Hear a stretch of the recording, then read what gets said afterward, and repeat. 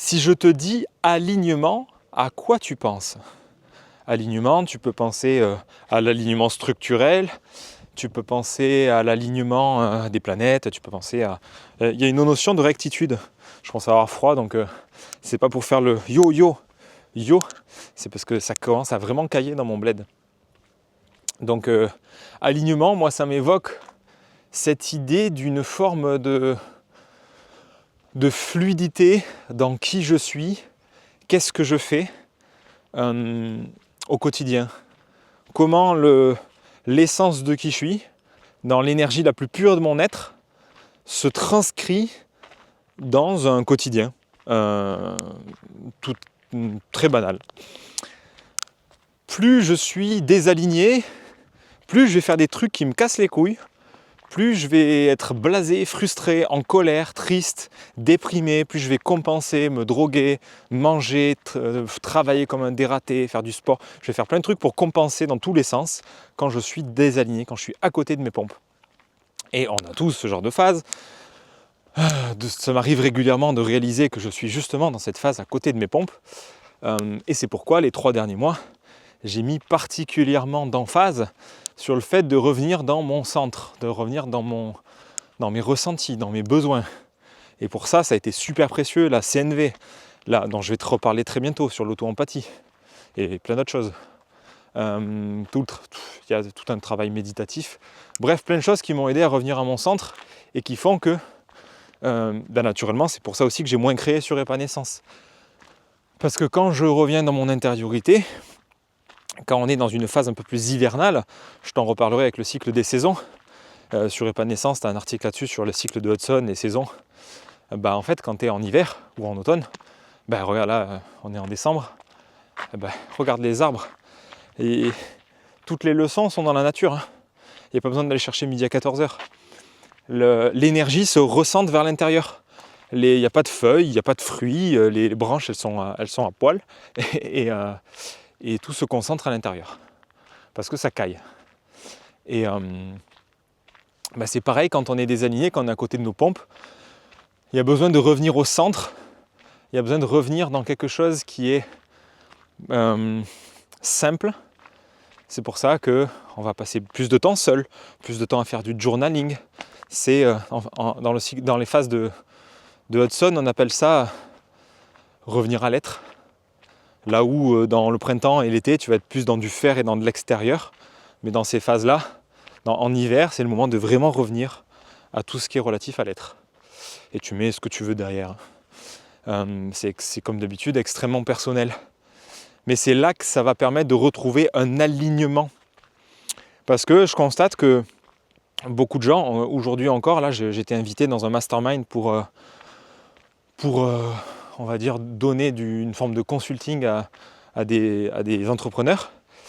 Et ce que j'ai constaté, c'est qu'ils ont fait comme moi pendant des années. C'est ce côté, se forcer à faire un truc qui ne fait pas de sens. En l'occurrence, c'était les réseaux sociaux. Tu sais à quel point j'affectionne les réseaux sociaux et à quel point, dès que j'en ai l'occasion, je balance une quenelle sur ces réseaux sociaux. Même si un ami me disait que YouTube était un réseau social aussi, mais c'est un autre sujet. Je suis pas d'accord avec ça. Bref, donc le désalignement, c'est typiquement quand tu te forces à faire des posts sur les réseaux sociaux alors que t'aimes pas ça. J'ai fait ça longtemps, jusqu'au jour où j'en ai eu plein le cul. Et j'ai arrêté, j'ai bloqué Facebook, j'ai bloqué LinkedIn, j'ai bloqué Instagram sur à peu près tous mes appareils. Donc là, il faut limite que j'en ai vraiment envie pour essayer d'y aller, pour des moyens détournés en utilisant d'autres appareils. Donc ce désalignement, il est aussi vachement positif parce que ça peut être le déclencheur pour justement me réaligner. Parce que quand tu es désaligné, c'est-à-dire en gros tu as ton axe, imagine que tu as ton axe là, et tu peux simplement regarder toutes les actions que tu fais au quotidien. Je sais pas, si c'est par exemple écrire sur les réseaux sociaux, écrire des posts Instagram ou prospecter des gens, tu as ton axe là, t'as ta ligne, et regarde où sont les actions que tu fais par rapport à cet axe-là.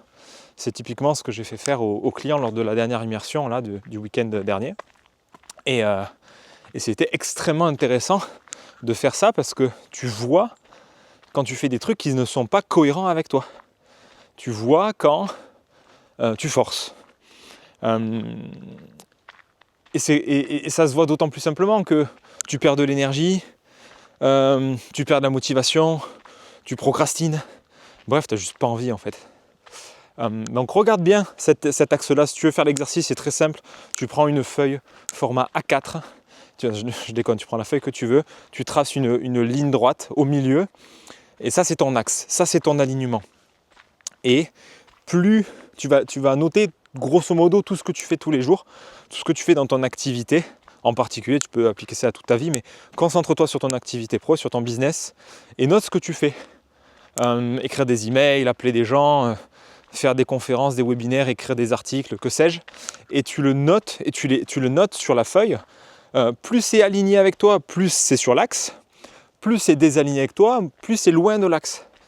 Et ça va te donner instantanément, en moins d'un quart d'heure, ça va te donner une clarté digne de quoi? Digne d'un soleil en pleine nuit. Donc c'est un truc que je t'invite à faire parce que ça remet les pendules à l'heure, je trouve, beaucoup. Donc voilà pour cette histoire d'alignement. C'est quelque chose de tout bête, de tout simple. Mais ça économise beaucoup d'énergie de revenir sur ce qui est le plus possible au centre. Parce que ça ne sert à rien de chercher à déployer des trucs qui sont loin de toi. Sortir de sa zone de confort, ça n'aurait... c'est stupide à un endroit. Tu peux sortir de ta zone de confort si ça t'amuse, pour aller là où tu n'as pas l'habitude, pour tester des choses nouvelles, comme, j'en sais rien, comme expérimenter un nouveau sport, méditer, parler en public, ou quelque chose qui te challenge et que tu n'as jamais fait. Mais si c'est pour faire des choses volontairement inconfortables et que tu n'aimes pas, ça n'a aucun putain d'intérêt. Si tu n'aimes pas les réseaux sociaux, te force pas à les publier dessus. Je vois vraiment beaucoup trop d'entrepreneurs qui font ça. C'est une mauvaise idée, selon moi. C'est tout pour cette vidéo, on se retrouve demain pour la prochaine.